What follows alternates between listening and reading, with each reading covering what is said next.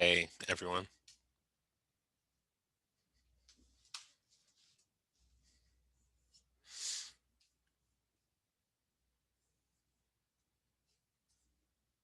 I hope the weekends were nice.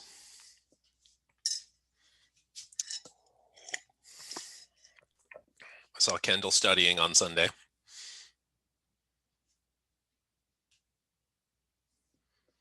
Did anybody just like take, it was Easter. Did you like go do Easterly things? A couple of nods. Easterly things like naps and overeating.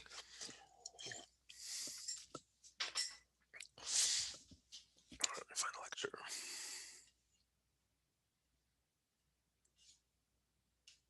JP worked. You were on the clock. Easter egg hunt. That's the wrong lecture. That was 147 one.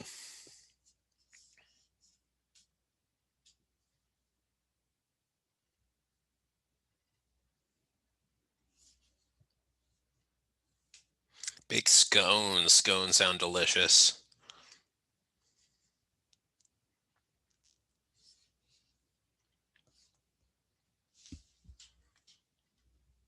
And made ice cream. Yeah, it's all like just delicious stuff. So I've said it before, but I don't expect anybody to remember because it's not interesting. But every Sunday I fast. And so I went for a walk around the neighborhood and everybody had a barbecue going and everything smelled so good. And I did not eat between Saturday night and Monday morning. I'm like so stuffed right now because I get to eat today. You don't even make exceptions for holidays, though? I, I get really structured in my life. I make a decision and then that decision becomes just like a ruthless dictator. It's easier not to make exceptions for me to just to be all out into something or not at all. Those are my two modes, like a neuron, the all or none principle. And so I'm going to do fasting every Sunday, I decided, and it would just I would like not fast at all if I didn't do it completely, if I wasn't just like an outright devotee. What's your zodiac sign? Oh man, I don't know. I'm September 5th. What does that mean? Sagittarius? Is that what that is? Virgo. Okay, No, not a Virgo. Sag, you're Virgo. Okay, good to know. Wait, which one is it? Virgo. I'm Virgo. Okay. Definitely I'm Virgo. I knew that.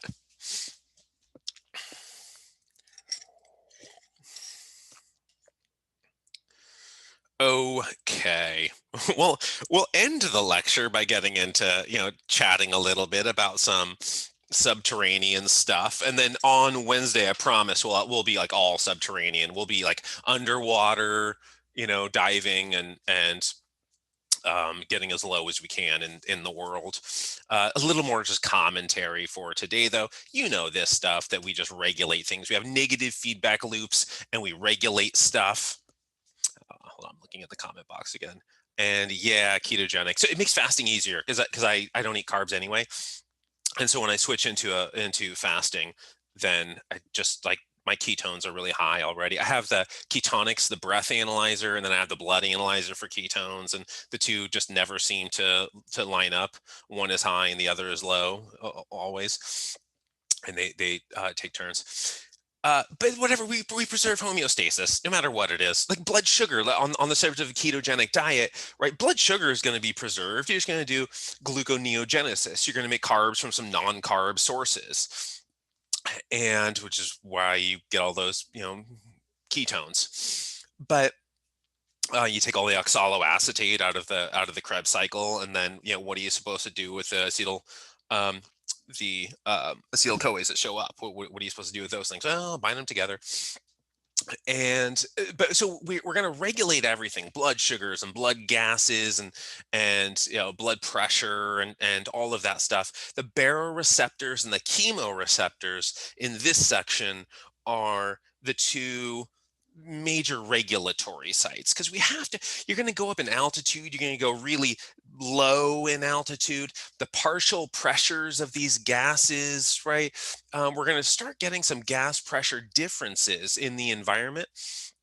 and that's going to affect our ability to get oxygenated blood to the tissues. And we're going to have to regulate that, just like if we're getting a pH change, or if our blood sugar is getting low, something like that. If blood gases are getting a little bit low, if tissues aren't being sufficiently perfused with their adequate, oxygen, then you have to make changes. And where you're going to sense those changes, well, if it's a matter of pressure, it's going to be baroreceptors. If it's a matter of chemicals, right? If it's a matter of oxygen and carbon dioxide and pH and stuff like that, it's chemoreceptors. But the baroreceptors and the chemoreceptors, they both live, the primary ones both live in those same areas of the carotids and the aorta, right? Let's get right out of the heart and let's get right before the brain. A couple of very important spots where you're going to sense pressure and sense what's the contents of your blood. And the medulla oblongata, right? This is where you're going to do a lot of this regulation for blood pressure and breathing, and how we are going to fix these problems that are probably from the environment. Maybe it's some artificial thing. It could just be something like COPD, where you're not getting adequate oxygen. And so what you'll end up seeing is hematocrit climbing in the presence of something that is, has some anoxic threat to you, something that is limiting the amount of oxygen. You'll try to compensate. You'll have some more chronic, in that case, response to try to compensate with whatever the stress is. If you're living at altitude, you're going to have similar compensations. But here, the baroreceptors, right, the carotid and the aorta, they go through the medulla oblongata, and you're going to inhibit the sympathetic nervous system, right?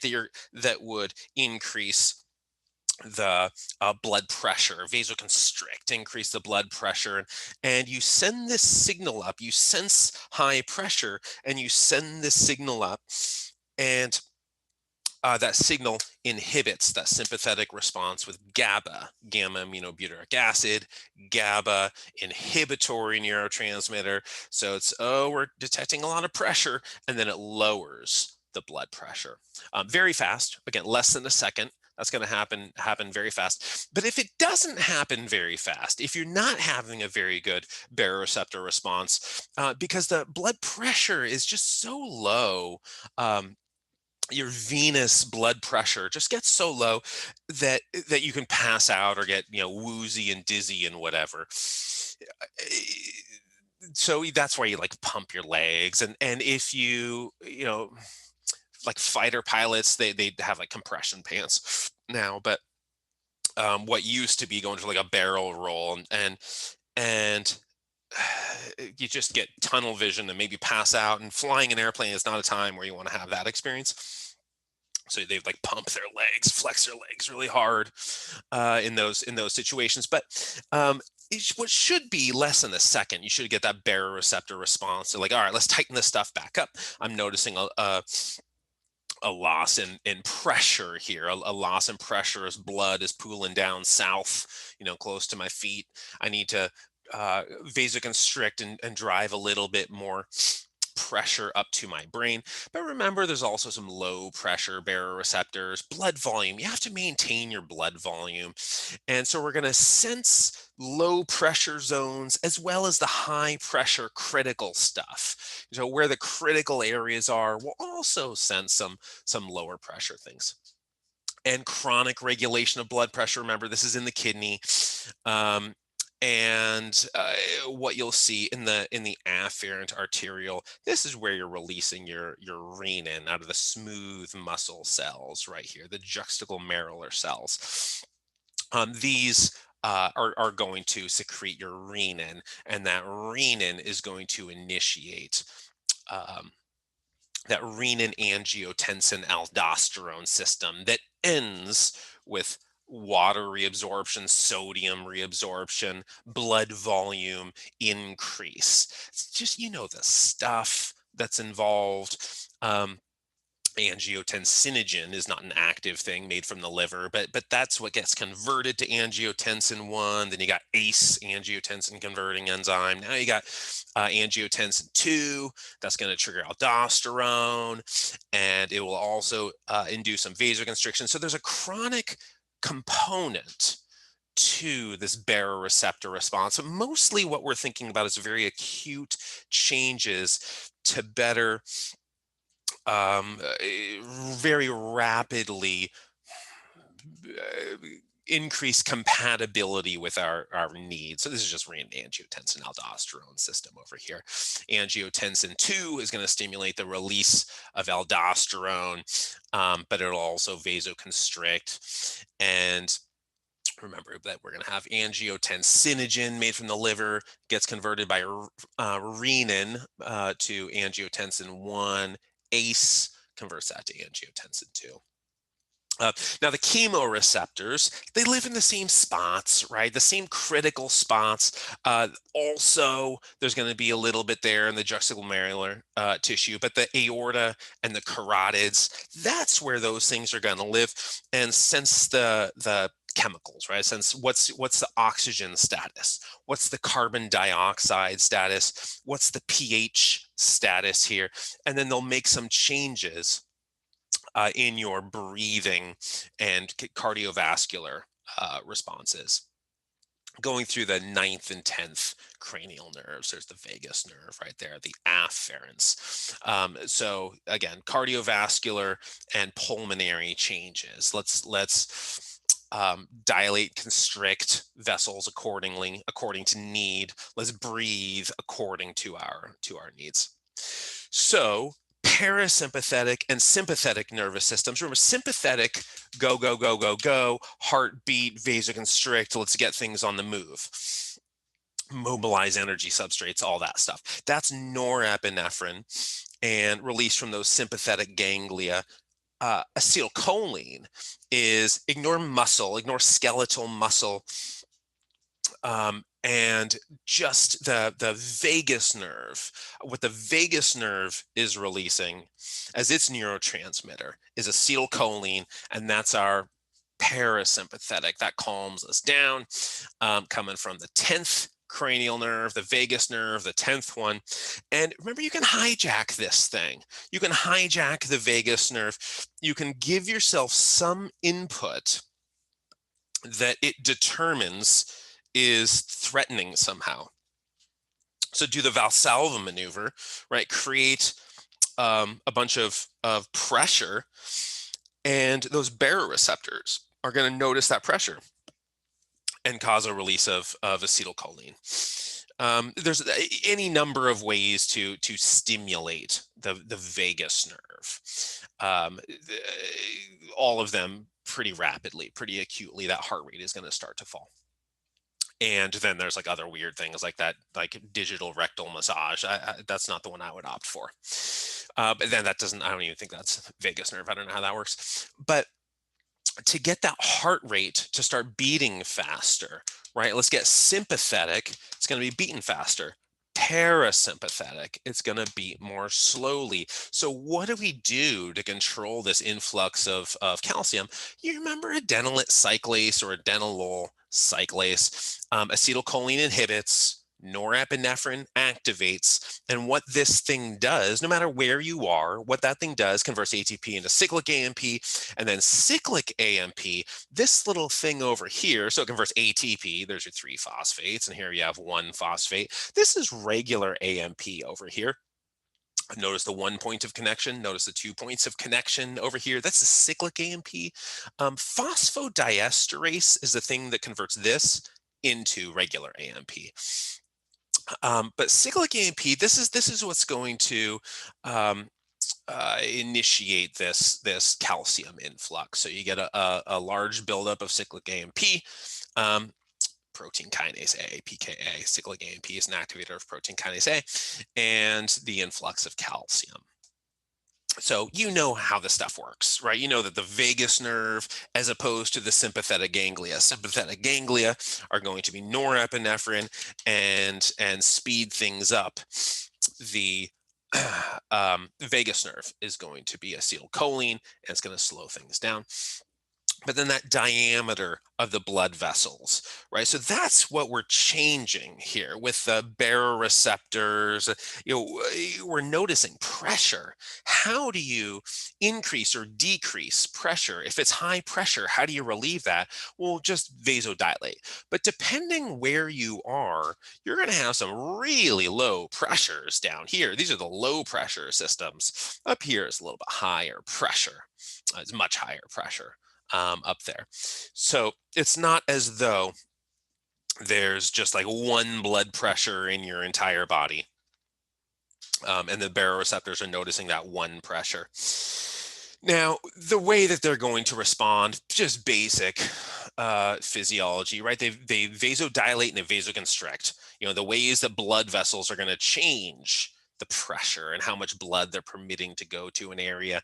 Remember when we were doing the heat stuff, if you drink alcohol in the cold, instead of vasoconstricting in the periphery, out at the shell, right, as opposed to the core, the shell, the outermost layers of your meat, if it's cold outside, you vasoconstrict at the shell and send all of that warm blood to the core to try to preserve heat. If it's hot outside, you're going to try to dissipate heat. You send all of that blood to the shell, right, to your skin, and try to get a bunch of heat running right around that skin so you can offload that heat. You can shed some of that heat. But in response to different pressures and needs of oxygen, we're going to vasodilate and vasoconstrict accordingly too. It's not just temperature determining that stuff. And then with the heart,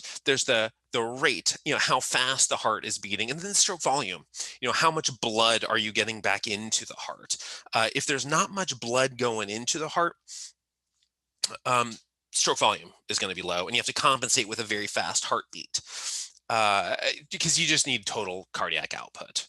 And what is total cardiac output but a heart rate and stroke volume? We talked about that with cardiac drift, right? And cardiac drift, if it's really hot out and you're exercising, it's steady state exercising, you're on a treadmill, and the treadmill set at 6 miles an hour or something. But it's like midsummer and there's no AC and it's hot and whatever, and you're sweaty, your heart rate is going to drift upward. You're going to get higher and higher heart rate as you go because blood volume is going to get lower and lower and lower and lower. As blood volume gets lower and lower and lower, preload, cardiac filling before that beat gets lowers, and each beat has a smaller stroke volume. And so you need total cardiac output to be maintained. So you just beat more often. But these manipulations of the cardiovascular system are really how you get nutrients around to the body at levels, compatible with survival and function and performance and whatever. So again, different pressures throughout the body. Venous pressure gets pretty low. Pulmonary artery pressure is pretty low. It's not like you're like sitting at the doctor's office getting your 120/80 stuff. Now, with ventilation, that's the mechanical, just the amount of air you take in and breathe out, right, in a minute. That's your ventilation. But you have to consume oxygen. You're going to produce carbon dioxide. This stuff. VO2 max is how much oxygen you can consume. The actual oxygen itself, how much you're consuming in a minute, not just how much you're moving it, how much you're not blowing up a balloon and saying, oh, there's like, it's like the size of a hot air balloon now. So much air. It's how much total oxygen you take from the air. How bad at your rescue breaths you're going to be in CPR, how much oxygen is left in the air you're breathing out and how much carbon dioxide you're building up. So these two, there's your metabolism right in the air. This is a minority of the sort of particles in the air, right? Nitrogen, that's the bulk of the air. Argon is sort of, it's like 1%, but it's sort of nothing. But yeah, oxygen and carbon dioxide, there's your metabolism. And again, ventilation, respiration, two different concepts. Respiration more physiological, respiration, sort of biological. Let's get oxygen to the tissues. Let's consume the oxygen to make ATP. Respiration is a very biological, physiological process. Ventilation is much more mechanical. It's just you're moving air in and out. And inspiration would be the active part. Expiration can be active if you are, blowing hard, right? Let's get those like all those intercostals and everything involved, and you know you're making a wish on the dandelion or whatever, and you want to, or blowing out candles or something. Like, okay, now it's active. But if you're just sitting there, if you're not making wishes or something, then inspiration, the inhalation is the active part. And remember, it's just surface area, just like the elephant ears dissipating heat. That has nothing to do with like the acoustic properties of the environment or whatever. It's just surface area. How much surface area, and leaves and stuff. It's just a bunch of surface area. So you get into the alveoli, and it's surface area. That's why they branch and branch and branch and branch, just like with capillary beds. Getting all those capillaries, those arteries branch into arterioles, and those arterioles branch and branch and branch and get tinier and tinier and tinier. And if you're going to neighborhoods, where you're going to like pull into a driveway, you're not going to pull into a driveway off of I-5. Where you're just like driving down I-5 and like you're skidding into the driveway or whatever. Like there's no school zone on I-5 where you have to like drop the kids off. All right, tuck and roll. All right, you're getting out at 65. That you have to kind of slow things down and create a bunch of surface area, and so these streets branch and branch and branch, and you get into these little cul-de-sacs, and that's where the air exchange in the alveoli. That's like 90% of what is right in the alveoli, is where practically all of your gas exchange is actually happening. Again, same thing with the capillaries. So you get to these little capillaries, and that's where the exchange of nutrients is happening. It's not like you're pulling nutrients out of the aorta or something. Now, the importance of a VO2, the importance of your VO2 max, or however much oxygen you're getting out of the air in any given moment. Here's performance over here as measured by, we could do this in any number of contexts, but peak treadmill velocity over here. You're getting faster, faster, faster, faster, faster. And VO2 max. So what's VO2 max? As VO2 max goes up, peak treadmill velocity increases. And these are such compelling relationships. No matter what you're doing, you're a swimmer, you have to have the basic mechanics. Like, you can't take a beginner and put them in the water and say, how good are you at swimming? Let's check your VO2 max. But like, oh, you don't know how to swim? You're like Samwise Gamgee, you don't know how to swim? Your VO2 max is fine. You're able to, like carry Frodo up Mount Doom or whatever at like full speed after whatever. If you don't know the scene I'm talking about, what I'm saying sounds ridiculous, and it sounds a little ridiculous if you do know what I'm talking about. But VO2 max is really only a predictor for people who have similar skills, right? Similar capacities in a particular sport. But in that situation, your capacity to perform is so well characterized by your VO2. Your VO2 is this massive permitter and limiter of human performance. And as you start to increase altitude, as you start to affect partial pressures of gases, you can do the same thing by decreasing altitude. You just go in the opposite direction, and not as pronounced, but if you start to increase altitude, right, VO2 goes down, time to exhaustion goes down, arterial oxygen saturation goes down. What goes up? Your heart rate, trying to compensate. What goes up? Ventilation, trying to compensate. You start breathing more, the heart starts beating faster, right? So you have those chemoreceptors and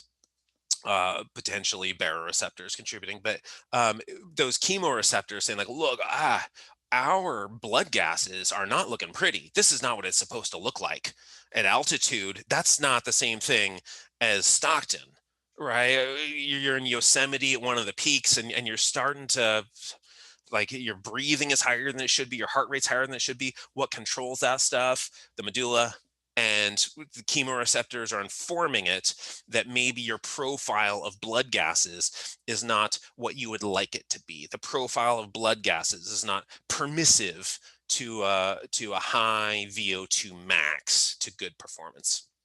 So this point of intersection between the lungs and, the gases you inspire and exhale, and the heart and its blood vessels, the point of intersection is your blood. All right, your blood is what those have in common. Now, your blood's made up of a lot of stuff. Here's a bunch of red blood cells back there. Now, the red blood cells, this is 99% of your oxygen carrying capacity, right? It's coming from your blood cells, and you make a lot of these things per second. 2.4 million of these of these things, like erythrocytes or red blood cells. 2.4 million a second. These are like ballpark. This is just one article, so, ballpark figures. They develop in the bone marrow. These little guys and gals, they might live 100 days, they might live 120 days, something like that, a few months, 3-4 months, something like that. Let's say they have a semester's worth of life, these blood cells, and then the macrophages will recycle their components. But so there's a semester lifetime, and man, you make a lot of these every second of your life. Women tend to have 4 to 5 million of these per microliter of blood, right? A millionth of a liter. And guys, all right, maybe you have a little bit more. Maybe you have, an additional million or something like that per microliter of blood. It's the, again, erythrocytes or red blood cells. That's your hematocrit down here. It's if you're looking at what's in your blood, the plasma, fine, there's a bunch of like wet stuff. If you're getting really dehydrated, right, you are exercising in the heat, you're experiencing some cardiac drift. All right, what does that look like? Well, the plasma's falling, plasma's falling, plasma's falling. So now the percentage or proportion down here, your hematocrit, this amount starts to increase, right? Because it's a relative amount. It's a percentage of your total blood occupied by red blood cells. So this stuff. So if you start to deplete this because you're sweating a bunch out in the heat, it's going to look like you have more of this, even though it's just a percentage. So the total oxygen consumption and concentration that you see in the blood, which permits that consumption, is really driven by the hematocrit. 99% of your oxygen carrying capacity, I mean, that's in your hemoglobin, which live in those red blood cells. And if you, again, dehydration or hypoxia, if you're experiencing hypoxia, let's say you have COPD or you have something, you're living at altitude or whatever, and you're experiencing hypoxia, you will increase the amount of hematocrit, of red blood cells that are in your blood. And anemia, hyperhydration, if you're like super hydrated, you're going to increase the amount of plasma. That percentage will go down a little bit. Anemia, right? You have blood loss. It could be iron deficiency, maybe something with folate, maybe endocrine problems somewhere. Could be chronic inflammation. Any number of, I mean, anemia is multifaceted, whatever, but that is going to anemia or hyperhydration can decrease the hematocrit. But we have to maintain, just like everything else, just like blood sugar, just like blood gases, just like everything else. This is something we have to maintain. There is a window, a homeostatic window that we live in. Now, we can lean it in one way or another, right? We can decrease it a bit, we can increase it a bit, but it gets too far in either direction and is lethal. So this is another component of our blood that we have to maintain. Now, the major way that we're going to send oxygen around through the blood is aboard hemoglobin. So if it's a little taxi, they can fit 4 people. You can have 4 people in this car. There's 4 seats, right? And those 4 seats, you can have an oxygen in each one of them. And these are proteins. So, the alpha globins and the beta globins.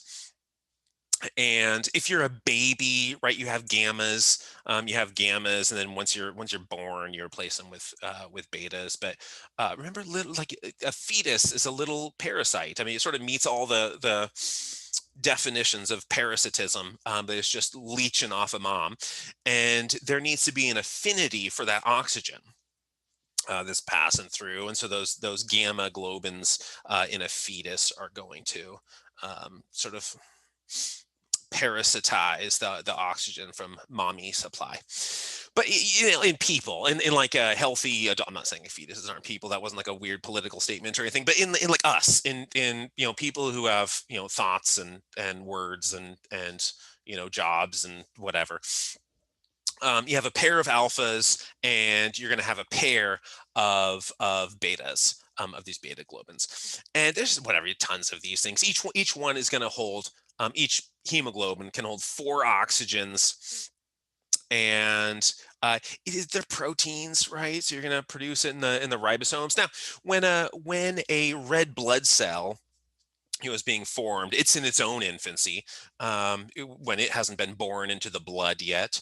It has a nucleus, but it doesn't have. If you go to go get blood work done, those red blood cells don't have nuclei in them. So, but our control over the hemoglobin, our control is erythropoietin, or EPO, that Lance Armstrong drug. Lance Armstrong and every other cyclist. It's a little bit unfair to point at Lance Armstrong and say, you did it. It was you. You are the evil one who's like ruined the world, or whatever. Everyone hates Lance Armstrong. Everyone did it, though. Lance Armstrong and every other competitor who has ridden a bicycle competitively in the last like 50 years. I mean, like, everybody's doing this. But it's the kidneys are controlling the generation of red blood cells in the bone marrow, through EPO, through erythropoietin. And it doesn't take too long. That EPO, it doesn't take too long. Now you can I mean, if you're going to blood dope, you can just like take your blood out, spin it down, just like needle that hematocrit back into you. You don't need to, inject all the plasma along with it. So this is sort of like the natural version of blood doping, is you take your own blood out, make some more blood, and then put that blood back in. There are some problems about injecting blood. Um, Bisphosphoglycerate or diphosphoglycerate. It's this component that you don't see it in infused blood, that helps hemoglobin release its oxygen. And I don't know how long, like if you take your own blood out, and like how long it takes, but I've never seen any literature on that. But like blood transfusions, you don't get bisphosphoglycerate in it, DPG or BPG. And so a better version of blood doping is to just take EPO, but it doesn't take very long. You can induce this by normal means if you just go be physically active.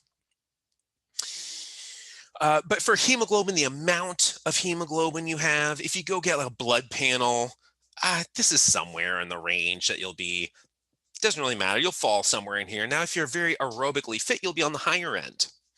If you are, let's say, anaerobically fit, you're a shot putter, a high jumper, something like that. Well, you don't need all that hemoglobin. You don't need an aerobic capacity.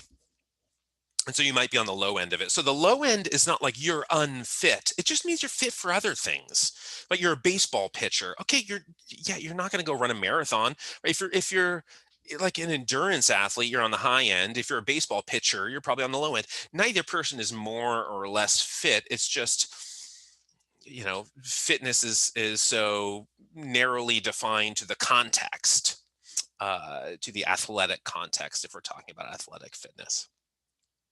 But again, the oxygen carrying capacity of the blood, that's just the hemoglobin, how much hemoglobin you have in your red blood cells. That's really the oxygen carrying capacity of the blood. Now, it matters that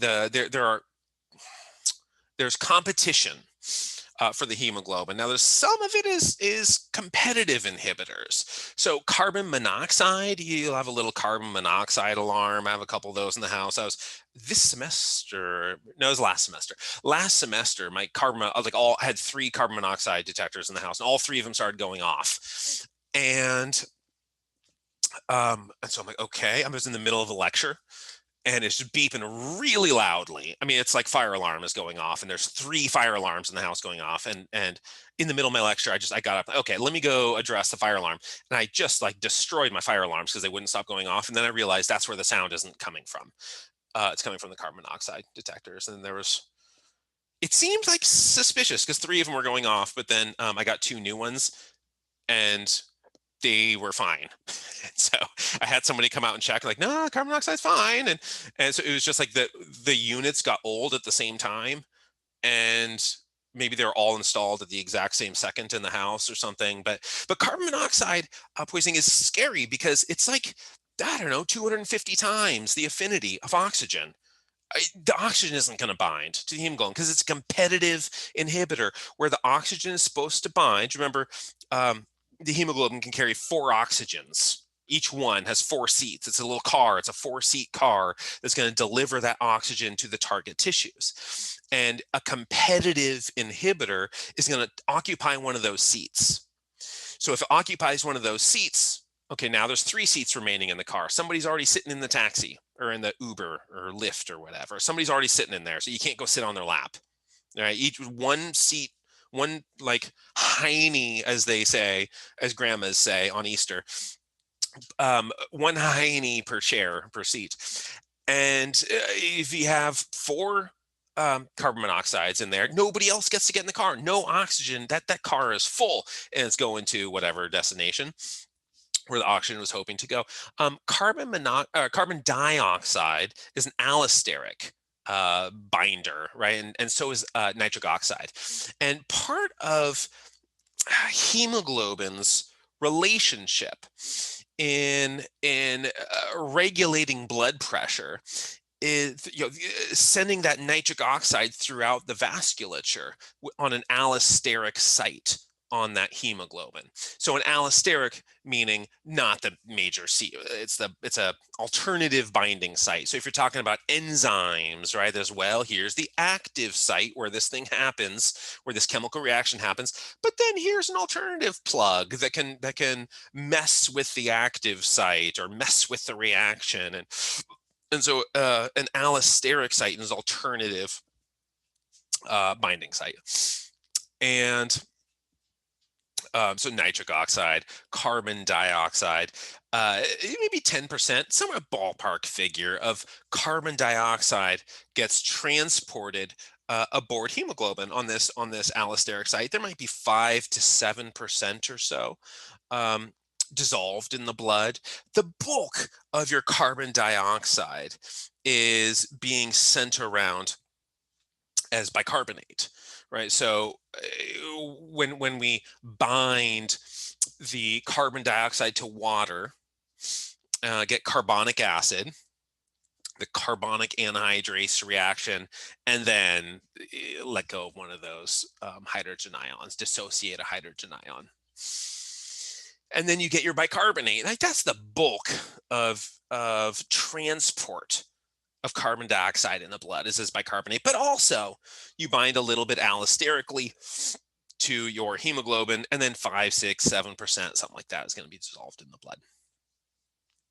Now, there are different states for the hemoglobin in terms of its ability to release oxygen, right? There's a taut or a tense conformation form. That's a low oxygen affinity. And then there's the relaxed form. That relaxed form has a higher oxygen affinity. And in that relaxed form, you're going to have a high pH, low carbon dioxide, and it's the opposite for that taut or that tense form. So it just depends on the nature of the blood, of what's in there. A bunch of hydrogen ions, a bunch of carbon dioxide, of the hemoglobin, of is it going to release its oxygen or not. Now, Henry's law, we'll make a couple of rounds through Henry's law, which the amount with Henry's law, it's the amount of a gas that's dissolved in the liquid. So think plasma in this case. Let's get out of hemoglobin. Like, yeah, okay, hemoglobin saturation, oxy hemoglobin. You have saturated hemoglobin with oxygen, or deoxyhemoglobin, unsaturated. Okay, fine. That's one thing. Hemoglobin's ability to send oxygen through the body. That's almost all. That's 99% of your oxygen being sent around. But also, you can dissolve some in the plasma. You can dissolve some oxygen in the plasma, and this is based on Henry's law, which is the amount of gas that gets dissolved in a liquid is proportional to the partial pressure of that gas upon or above the liquid. And so in football, right, you're going to see all these players on the sidelines, and I still don't think this is really the right environment, the right context in which oxygen should be applied. I don't think this is really of any help right here, but really quickly, we'll talk about an obvious example, and then I'll get back to the football. But we've all opened a can of Coke or a can of whatever, like it does that stuff. You're releasing this pressure, right? When you open it up, pressure is being released. Now, Henry's law is how much of a gas is dissolved in that liquid. Let's say the Coke here is the liquid. How much of a gas, carbon dioxide, is dissolved in that liquid is based on the partial pressure of that gas upon the liquid or above the liquid. And here, before you open that can, there is a lot, that air, that compressed carbon dioxide air in the can is keeping all of that carbon dioxide dissolved in the liquid. That's Henry's law. This is exactly Henry's law, where right here at the top of the can, there is some compressed air filled with carbon dioxide. And so Henry's law makes it so that the liquid beneath it is just like filled with carbon dioxide. It's dissolved in there. As soon as you open that can and you change the partial pressure of carbon dioxide above it, you start degassing. You start releasing that carbon dioxide from the fluid. And so that's how that works. That's Henry's law in action. Now, your blood is a fluid, right? Your blood is a fluid in which you can dissolve oxygen in. And some of the oxygen carrying capacity, very little, but some of the oxygen carrying capacity is your fluid, right? It's plasma. It's the actual wet stuff in your blood. Now, in 1989, we have this comes out in the Chicago Tribune. Football players who inhale pure oxygen from a tank while resting on the sidelines between plays would do better to take a short walk and breathe fresh air. An exercise expert advises. Now, first off, that exercise expert is Kenneth Cooper, who's still alive. Kenneth Cooper is still alive. He's born in 1931. He's one of the biggest names in fitness and sort of physiology and health. And he wrote the book Aerobics. 1968, that book Aerobics came out. And so that aerobics movement was him. And huge name, Kenneth Cooper. He's a trustworthy, reliable name in exercise physiology and exercise science. So that's the expert they're talking about. But Again, 1989. Breathing pure oxygen while recovering from exercise is common among professional and college football players, but any benefits are purely imaginary. A study in Friday's Journal of the American Medical Association, JAMA, reports. This is the corresponding article that came along with it, the commentary. There's Kenneth Cooper. Stephen Blair is a huge name too, still today. Massive. If you go to ACSM, you'll see Stephen Blair stuff. Um, but what they're talking about is, since the 80s, football players on the sidelines using the oxygen tanks for recovery. Recovery might not be the optimal time to be employing supplemental oxygen, hyperoxia, whatever you want to call it. So what they're saying here is like, well, just go for a walk and you will be buffering lactate better. It's like, okay, well, lactate, that's a totally different conversation. A completely different set of physiological principles. And I mean, the conversation begins and ends in the whole middle, and everything is totally different. I mean, it's just like a different life. But the oxygen stuff, there is a little bit of room. There's a little bit of room here. And let's begin by going back. Where does this start, right? Where does this idea of supplemental oxygen start? Well, Roger Bannister, the first guy ever to break the 4-minute mile. I mean, just barely, right? 3:59.4. And back then, man, that was a big deal to break the 4-minute mile. There's the book Unbroken, and then the movie came out. I think Angelina Jolie directed it or something. I didn't see the movie, but the book was really good. And Louis Zamperini, and he's just always talking about trying to break the 4-minute mile, and then he has a horrible life, and it just gets worse and worse and worse and worse and worse and worse and worse and worse and worse and worse. And then he never breaks the 4-minute mile, but Roger Bannister did, right? And so, but that was this grand accomplishment of it. It's like going to the moon. All right, we're going to go to the moon. We're going to break the 4-minute mile. I mean, that was the sort of awe that people were, that level of inspiration. And like, look at the stands.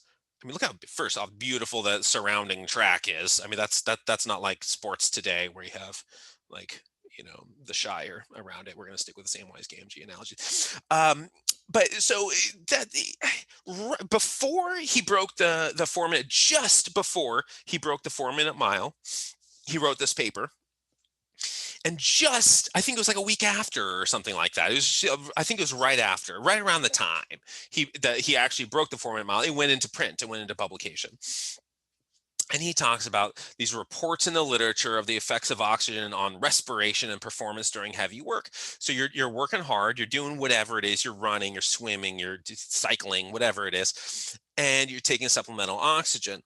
But what they showed was that during moderately severe exercise on the bicycle ergometer, so you're like sitting on a stationary bike, right, pedaling, during moderately severe exercise on that, the addition of oxygen to the inspired air resulted in a marked and sudden depression of respiration. Think ventilation, breathing rate. So if you start inhaling concentrated oxygen, breathing slows.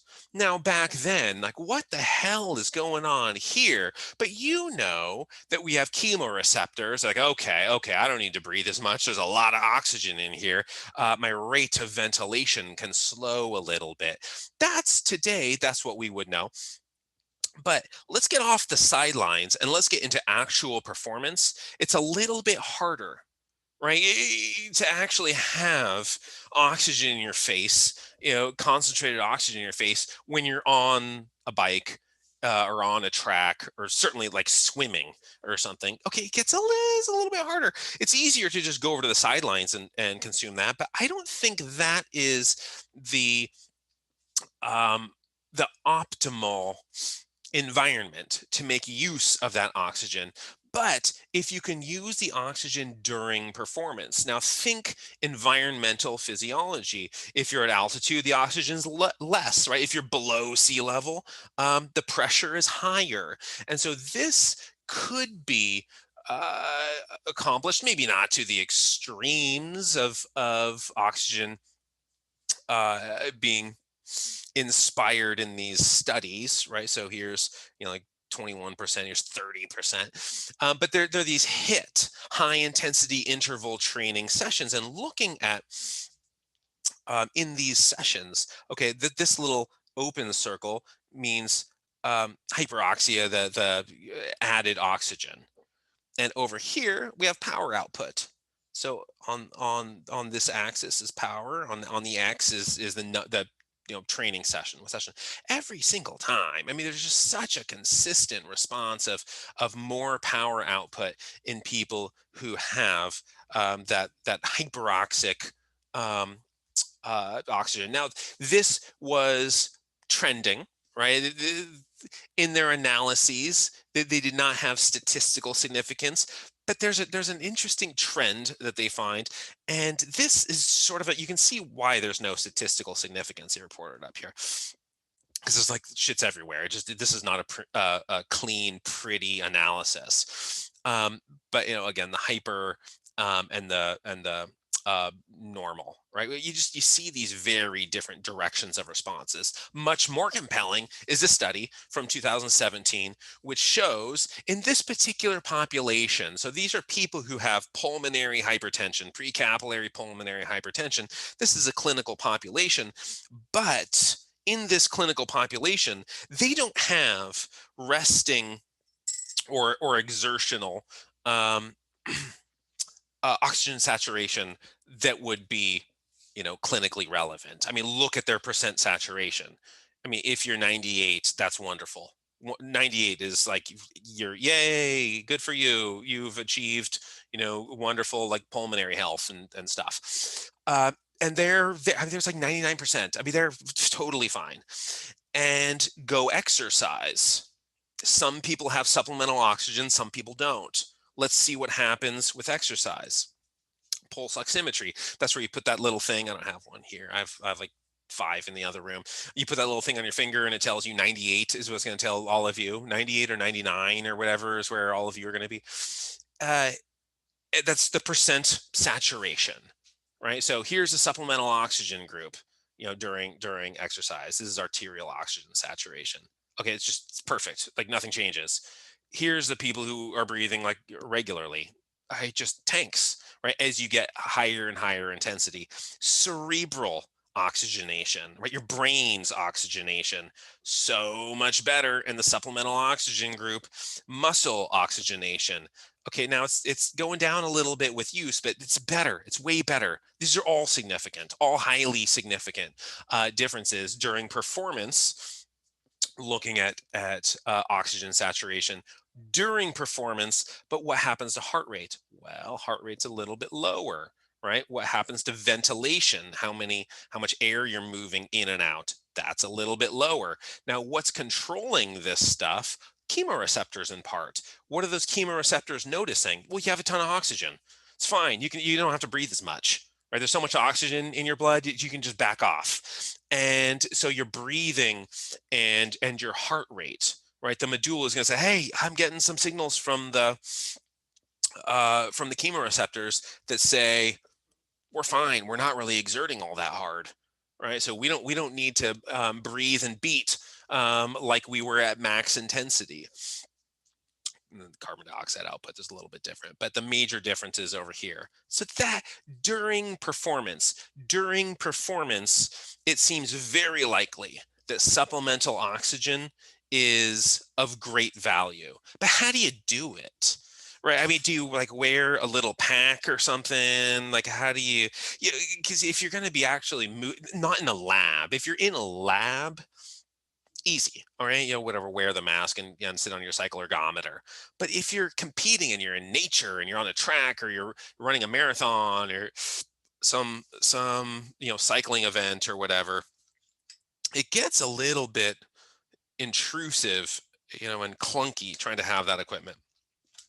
So we have baroreceptors, we have chemoreceptors, we have stuff that's trying to manage our blood gases, right? And in doing so, they're going to try to get our breathing to be compatible with our needs. You don't memorize any of these things. I find this stuff to be the single most boring topic that has ever appeared in any physiological textbook, but you know how this stuff works. And let's just spend a minute talking about it. And then after that minute, please forget all of this. But you're sitting there now breathing normally. Now that I have drawn attention to your breathing, you'll start thinking about like how deep it is and whatever, and like, oh, what's my frequency, if you want to beat somebody in darts, go to the bar, okay, and you want to beat somebody in darts. This is like in some of the ways that I've been an asshole is winning in by these means, like not winning by my own merit, but by messing up other people. Because like, I'm not going to win on my own. I got to mess up other people. And in baseball, I was a baseball coach. What I would do was I would tell my players who were up to bat to ignore every single word that comes out of my mouth. And then I would talk about the pitcher and how he's gripping the ball too hard, and watch what the pitcher's elbow is doing. He's leading with his elbow in this weird way. He's going to end up throwing it in the dirt, so be looking low. I'm not talking. I'm making eye contact with my batter who's up to bat, and I'm saying stuff about how the pitch is going to come in because of how hard the pitcher's gripping the ball or whatever. And 100% of the time, like the next pitch goes over the backstop, and we advance the runners and whatever. And I ended up getting, as I was coaching, we were very successful. We hosted state playoffs and stuff, but the other coaches, their name for me at the time, they referred to me, my nickname was, quote, Taliban was what they called me, which didn't make any sense. I mean, this was a long time ago when like 9/11 was fresh, when it was like a thing that happened, as opposed to like likening it to the Civil War or something, which is we're getting into this era where like 9/11 has become like World War II or something, where it's just so long ago that people, oh, that's right, that was the thing that happened. But I think it was like '06 or something like that when I was coaching. But you can like totally mess up other people. And the same thing, go to the bar and say, what do you do with your fingers? And like, what is your elbow alignment? And then they'll miss the dartboard on the next time. So this is how I win events, is I mess with other people. And then like my dart or whatever like doesn't go anywhere near where it's supposed to, but like at least I hit the dartboard.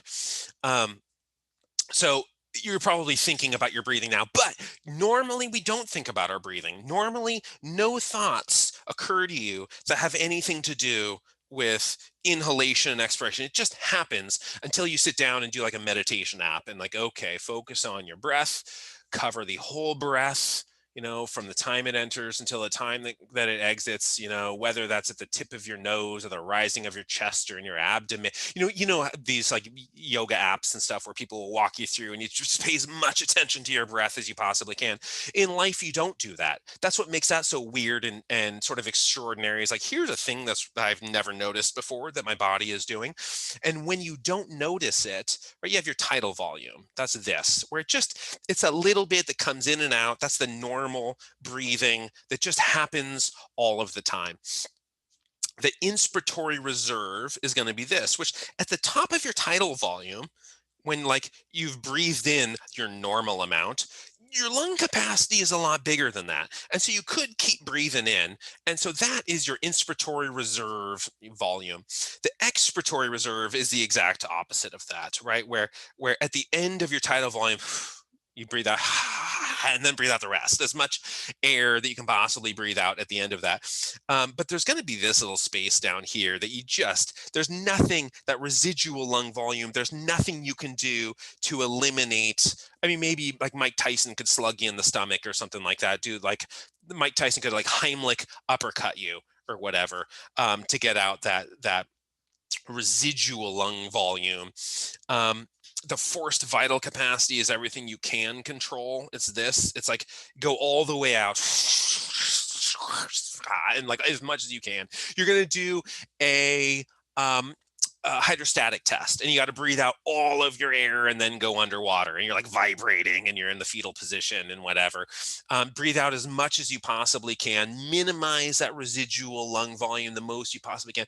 And then when you come out, when like finally you're after 3 seconds, it feels like an eternity underwater on that like produce scale.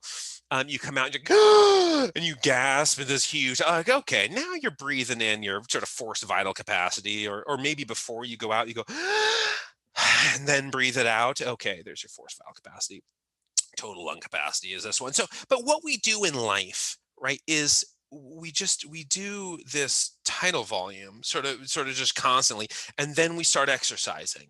We have these chemoreceptors that are saying, hey, our blood gases are changing. What we need to do is go up, here and here and here. Our essentially our tidal volume is going to change, not on purpose. It just does it, right? It just does it.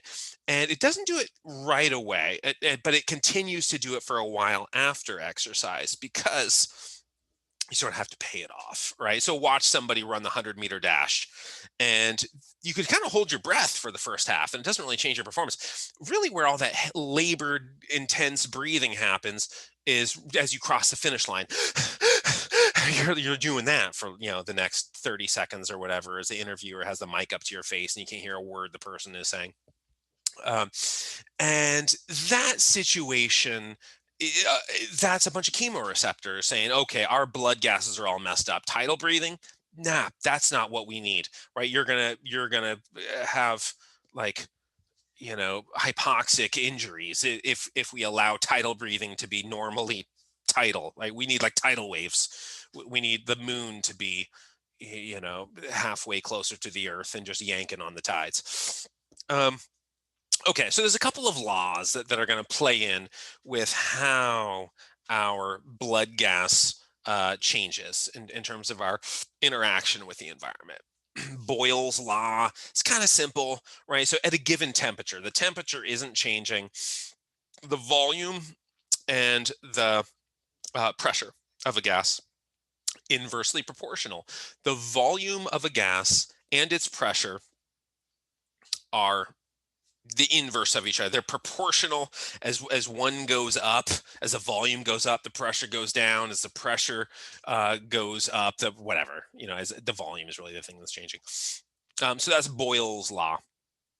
The ideal gas law, Charles's law, I don't really care about these things. Henry's law, Boyle's law, these ones are going to play in a lot more as we start talking about like decompression, the bends, that decompression sickness. Got Henry's law and Boyle's law. Those are the ones that are really going to come in for altitude. Dalton's law of partial pressures. So we've all made juice before out of like, I assume everybody's made juice before out of like a little concentrated can, or taken, like, I don't know, stevia or a sugar packet, or made Kool-Aid or something like that. And at first, you just pour a bunch of water, there's like a little bit of concentration over here. And then Dalton's law, it's like, it's just going to fill that space, right? You throw a spoon in there, like one round, and it's going to start to fill that space. So imagine a gas. If there's a gas that's right here, it's going to expand to fill that space. And then the law of partial pressures, right? Each individual gas exerts its own pressure. The total pressure of those is going to be the summation of partial pressures, assuming there's no chemical reactions. There's nothing like weird, going on here, some like explosive chemical reaction or something. But the partial pressures of individual gases summed. All right, now you got your total pressure. But the way that individual gases move throughout the body, carbon dioxide, the way oxygen is going to move throughout your body, is through their own individual partial pressures. And in the atmospheric air, that partial pressure of oxygen, it's really high. Is relatively high, relative to the blood and in the tissues, and these gases just move by way of concentration gradient. So if you pop the balloon, all that gas is going to expand to lower pressure spaces, right? So it was really pressurized inside of the balloon. I don't care what gases are in there; it's just high pressure. It's very contained in there. And so, a bunch of nitrogen and some oxygen and whatever. And it's all pressurized. And when you pop it, it sort of violently expands into lower pressure zones. And it's the same thing with the delivery of gases throughout your blood. The air you breathe in has a higher partial pressure of oxygen than does your blood, than does your tissue, and it just moves according to that gradient. And it's the opposite for carbon dioxide. Carbon dioxide has a higher partial pressure here than it does here, than it does here. And so we're just exchanging gases, moving them according to their gradients. And so going back to the oxygen dissociation curve. We talked about this with heat. We talked about the oxygen dissociation curve with heat. And as you get hotter, you release oxygen more, right? You release your oxygen with heat, and that's valuable. So you're shifting the oxygen dissociation curve right. That just means you're releasing oxygen. You become less, the affinity between hemoglobin and oxygen is reduced. And so you shift the oxygen dissociation curve, right? And the context we talked about it with heat was muscle is metabolically very active. You start exercising. Where do you need to deliver that oxygen? Well, at the muscle that's working. I have to supply the work with the means to continue working. Wood for the fire or whatever, oxygen for the tissues. And the tissues that are biologically active are hot. Bulk of your metabolism releases heat. So those muscles are very hot, and that shifts the oxygen dissociation curve right. That shifts it right, meaning you release the oxygen from the hemoglobin better in a hotter tissue. Remember also that pH, as you lower pH, which means acidify, build up hydrogen ions, you also shift the oxygen dissociation curve to the right. Same thing with carbon dioxide. You shift the oxygen dissociation curve to the right. And so those forms of hemoglobin, that taut or that tense form, low pH, high carbon dioxide, you're going to have a lower oxygen affinity as compared to that relaxed form. So the nature of the blood, the carbon dioxide and the pH of the blood is going to shift, is going to alter the hemoglobin to release its oxygen more effectively. Each one can have 4 oxygens in it. Now, the partial pressure of oxygen in the blood, you're going to be near 100% hemoglobin saturation, somewhere in that 98% range. In that study that was looking at those hypertensive people and their use of supplemental oxygen, they were able to preserve pretty much 100% saturation the entire time, straight up to maximum exercise intensity. They're totally fine. For everyone else who doesn't have, who isn't taking supplemental oxygen, whether it's altitude or exertion, vigor of exertion, you're getting much more intense. You're going to preserve for a while. You're going to preserve somewhere near 100% for quite a while. And then there's a steep, very steep decline after a while, a sigmoidal curve, what it's called. So you're gonna preserve, and then it just tapers and falls. And it's important that it would do that. Here's another look at the same thing, the partial pressure of oxygen, and you're going to preserve somewhere near 100% saturation. Just call it 98, 97, 96, and then it tanks. You have this huge tank at some point.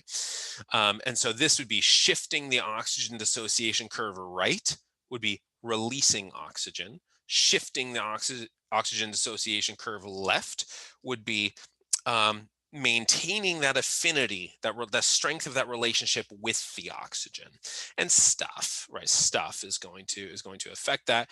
pH, carbon dioxide, temperature, that 2,3-bisphosphoglycerate that we talked about earlier, that has that you don't get from a transfusion, but makes hemoglobin more eager to release its oxygen.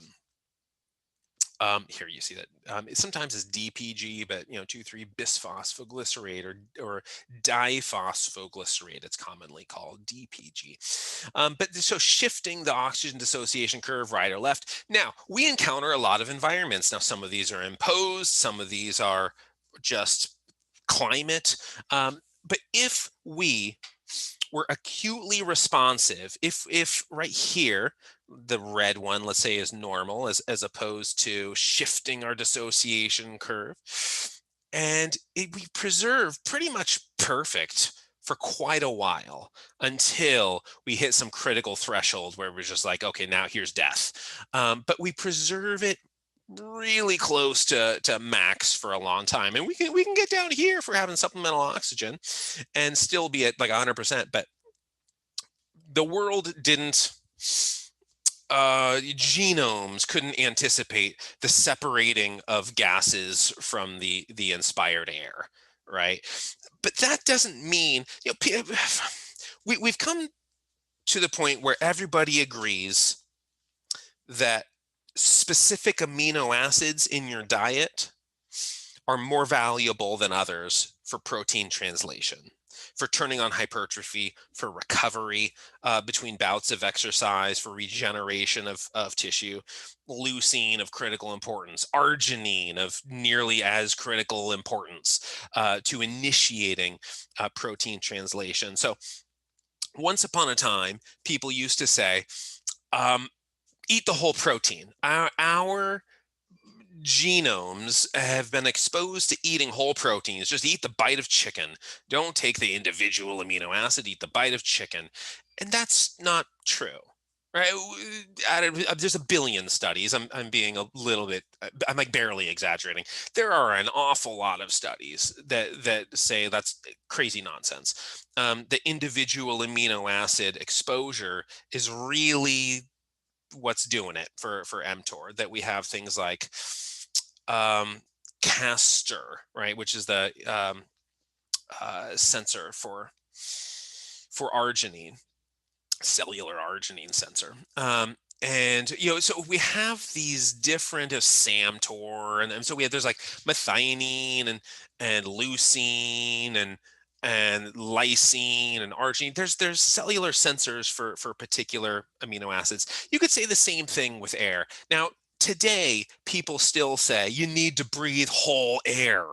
It's just as effective as breathing oxygen, is breathing whole air. Like, okay, but that's as stupid as saying you have to eat whole proteins. Individual amino acids, that doesn't do anything. Eat the whole protein. That's what the body's used to. Yeah, but there are components of a protein that are more important than others. There are components of the air that are more important than other components. Now, football players on the sidelines, is that helpful? I don't think so. I don't know that it's not, but I doesn't make sense to me why recovery from, like, okay, you had a 3-second play and now you're on the sidelines. Like, it wasn't an oxidative event. What are you doing on the sidelines? I can't imagine that football players on the sidelines are somehow enhancing performance or recovery or whatever. But you're a cyclist, you're running, you're hiking, something like that. Yeah, supplemental oxygen is probably going to be very valuable, especially as you get up into altitude. And but the reason we have this, think survival here, self-preservation. Remember, the start of this semester was all about self-preservation. Why do we have this thing? Self-preservation. Why do we have that thing? Self-preservation. Why do we respond in this way? Self-preservation. Why is our adaptation that? Self-preservation. That's really remember, nature's first great law, coined by a billion people. But you choke for a second, right? If your oxygen saturation went down in here because you choked for a second, okay, like this is like permanent brain damage. This guy would be murdering his family, right? His wife and kid or whatever. He takes him down underwater for 20 seconds. And like, if it goes, you didn't breathe for 20 seconds, it's falling. You go for a hike and you hold your breath at the top of the mountain or whatever. I mean, if it started falling, we have so many interruptions in the climate and in our environment, and you're like chugging a beer or something, and you're not breathing while you're swallowing, and so if your oxygen saturation fell, you'd wind up with like cerebral damage every single time. And so we're able to preserve oxygen saturation despite insult, despite the effects that it would have. Now, as you get up in the mountain, right, you start to get too high into altitude, you're not going to preserve it. It's going to be falling. It's really hard to hit some altitudes, some of those high altitudes without supplemental oxygen. Opposite that, So there's the percent of oxygen available at this altitude compared to sea level. That's what these things are. 84% of oxygen available at this altitude compared to sea level. 52% of oxygen available at this altitude compared to sea level. Now, you can go below sea level, right? But here's sea level and the barometric pressure and then your altitude. So as altitude increases, 0 to 2,000 meters, right? Not feet, to 4,000 to 6,000 to 8,000, right? There's Everest, there's Pikes Peak. Here's the highest human habitation. There's sea level. The pressure is going to go down. And but as we descend from altitude and we dig deeper than sea level, we go down, down, down, down, down, we're going to get better and better and better partial pressure of oxygen. So we can presumably, I mean, if you're down in the Mariana Trench, you're going to have some different problems, right? That pressure is, you're not going to be able to endure that. You're just going to like collapse. That's like the black hole of the ocean. But there's a lot of places in the world. I mean, the Dead Sea is almost 1,400 feet below sea level. Okay, so that's a pretty low area to perform in, right? I mean, Stockton is low enough. I think we're like a little bit below sea level. I haven't looked. But there are places that go pretty far below sea level. And we'll talk about the exact next time. We'll talk about the exact um, responses and illnesses and physiology. It's just going to be all this stuff we've been going over, but how we respond to depth. That's the next lecture. That'll be Wednesday. And then Friday, we'll get up into altitude. We'll start doing Everest. Questions for today?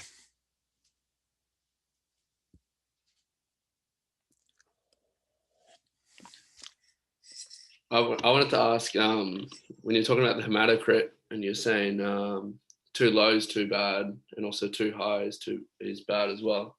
Can you go a bit into why that's a bad thing to have too much hematocrit Too much, you're in going to the be blood? pumping around sludge. And so if you get that hematocrit too high, you're looking at adverse cardiovascular events. I mean, if you just, the viscosity of your blood, you don't want it to look like, um, like the viscosity of your feces should not resemble the viscosity of your blood. Right, where it's like, okay, diarrhea, like, that's what your blood should be like, but like when it starts to get some bulk in there, that's not helpful. How are you supposed to pump that around? And so your oxygen carrying capacity increases. So if you're Lance Armstrong or Floyd Landis or any other cyclist whose name I don't know, you want to have very high hematocrit because your oxygen carrying capacity increases. The bloods, if you think about there being some, bottleneck in terms of oxygen carrying or oxygen delivery, right? Is it the muscle's ability to consume and receive, and is it the blood? Is it your lungs? Where are we bottlenecking here?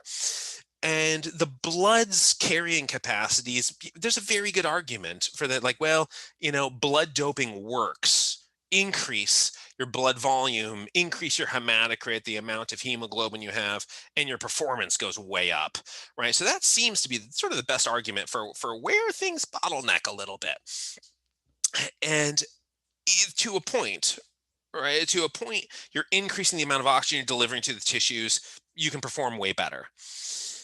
But there gets a point where it becomes too gelatinous, where where the hematocrit climbs up too high, and okay, we're having like strokes and heart attacks. I mean, this is not, we've crossed over into a lethal domain where this blood is no longer functional um, as a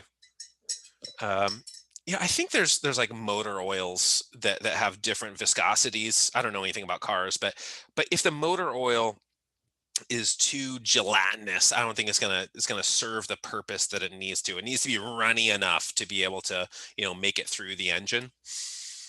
That might have been like a totally ignorant thing to say because I don't know anything about cars. But the same thing in a human body where you have to be able to actually pump the stuff around. If it's like JELLO, man, you're gonna have problems. Then if it gets too low, your oxygen saturation So is gonna be too low. So in blood doping, do they re-inject some of the plasma as well to keep it I less think viscous? they just inject an amount. I'm not sure. I'm not positive, but I think there may be a little bit of plasma going in, but I think mostly they just inject the amount of hematocrit that would be of value. Maybe there's a little plasma goes in as well, but if your blood volume gets too high, you'll get atrial natriuretic peptide just pissing out the extra plasma. I mean, again, you're going to have those low pressure baroreceptors. They're going to notice blood volume and remedy it, interacting with vasopressin and atrial natriuretic peptide to regulate your total blood volume. So I'm not sure what they do when they're injecting it back in. If there's a little plasma in there too, or if it's just like they're not going to put in like too much, they're just going to put in just enough hematocrit to sort of hit that edgy upper ceiling where, like, over here we're having adverse cardiovascular events, down here we're awesome cyclists, down here we're bad cyclists, and then like even lower we're having oxygen deprivation issues. And but they just take EPO now. They can just take erythropoietin as the drug to stimulate it. But I don't know the doses of stimulation, and I mean there are deaths. So you look at some of these deaths in cycling, and maybe I'll try to dig one up for Wednesday's lecture of just what it looks like when. Not like we're going to watch a video of somebody dying, like Faces of Death. That's what we watch now. But some sort of like report of the occurrence, what their hematocrit was like. I'll try to find some information so I can answer it better. So temperature of air also affects the affinity of like oxygen affinity to hemoglobin. The temperature of air also.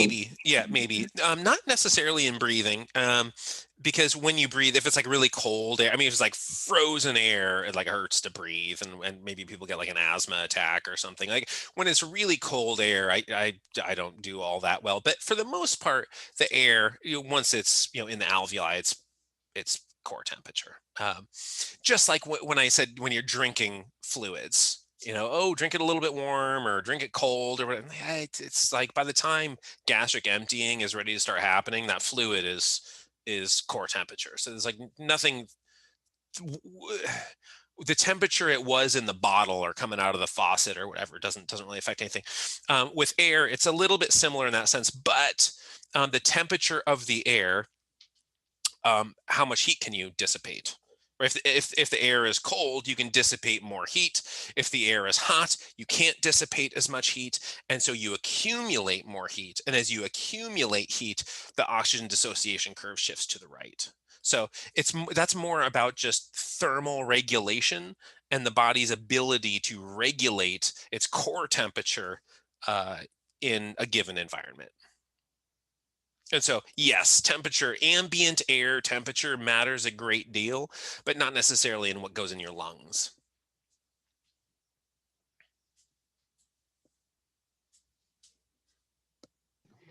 That's interesting. On my Garmin, there's like a heat acclimation sensor.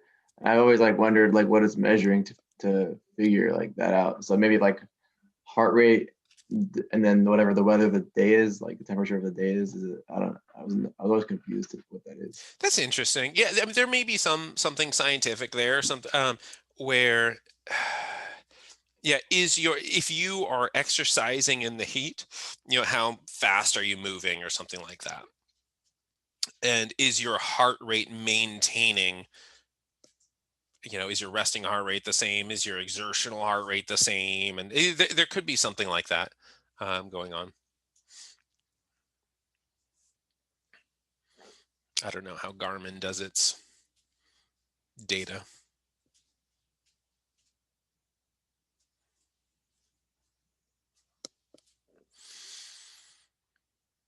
Any other questions?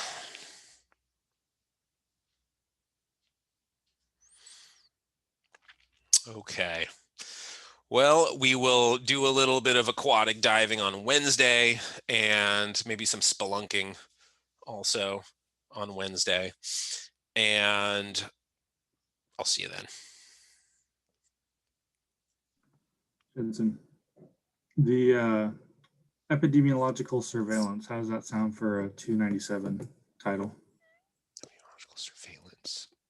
Yeah. I think there's a maximum number of keystrokes. Okay. Just check with Miguel because I can't remember the exact number of keystrokes it is, but epidemiological surveillance. Because I was thinking something along the lines, since we're focusing on EB, it'd be hospital data, it wouldn't be Proteus. Right. It'd be kind of avoiding the biomechanics stuff. It'd be more. Did you already do just like biostatistics? Does that already appear? No, I can do biostatistics. Just Yeah, do it works. biostatistics. Yeah. Perfect. Yeah. If that's nowhere on your transcript on some independent study, just call it that because that sounds Good. Yeah. Perfect. All right. Thank you. All right. I will see everyone. See you tomorrow.